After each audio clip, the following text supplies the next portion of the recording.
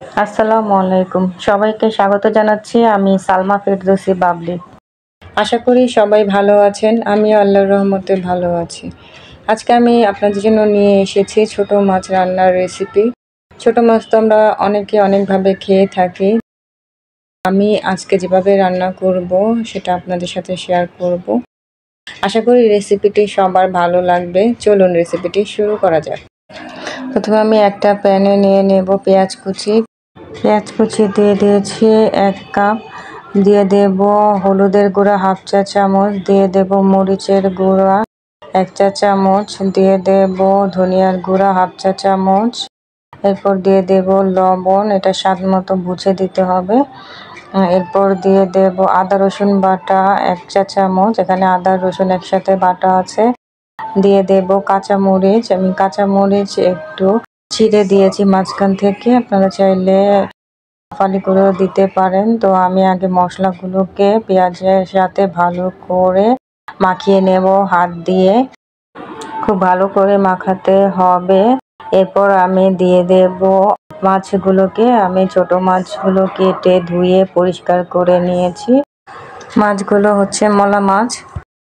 তো মলা মাছ আমি খুব ভালো করে ধুয়ে পানি ঝরিয়ে নিয়েছিলাম। তো মাছগুলোকে দেওয়ার পরে দিয়ে দিব 3 টেবিল চামচের মতো সয়াবিন তেল। এরপর আমি খুব ভালো করে আবার মাখিয়ে নেব খুবই আলতো হাতে, মশলার সাথে মাছগুলো যাতে ভালোভাবে মাখানো হয়। তো এরপর আমি দিয়ে দেব টমেটো। টমেটো আমি লম্বালম্বি ফালি করে কেটে নিয়েছি। তো টমেটোটা উপর দিয়েই বিছিয়ে দিলাম আলতো হাতে। এরপর হাতটা ধুয়ে সামান্য পানি দিয়ে দেব, এই পানিতেই পুরো রান্নাটা হবে। তো এরপর আমি ঢাকনা দিয়ে ঢেকে দেব। এভাবে ঢাকনা দিয়ে ঢেকে 15 থেকে 20 মিনিট মিডিয়াম আঁচে রান্না করতে হবে। এরপর একটু হালকা হাতে নেড়ে চেড়ে দিতে হবে, বেশি নাড়া যাবে না, মোটামুটি একটু নেড়ে চেড়ে দিলেই হবে। ছোট মাছ এভাবে রান্না করলে বেশি সময় লাগে না। আমার রান্নাটা হয়ে এসেছে। এরপর আমি দিয়ে দেব ধনেপাতা কুচি। ধনেপাতা কুচি একটু বেশি দিতে পছন্দ করি, আর যদি আপনাদের ধনেপাতার ঘ্রাণটা বেশি ভালো না লাগে তো না দিলেও চলবে, আর দিলে অল্প দিতে পারেন। ধনেপাতাটা দিলে মাছের তরকারি স্বাদ অনেক বেশি বেড়ে যায়।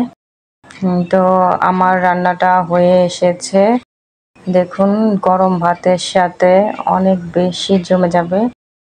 আশা করি রেসিপিটি সবার ভালো লেগেছে। রেসিপিটি যদি ভালো লেগে থাকে লাইক কমেন্ট শেয়ার করে আমার পাশে থাকবেন।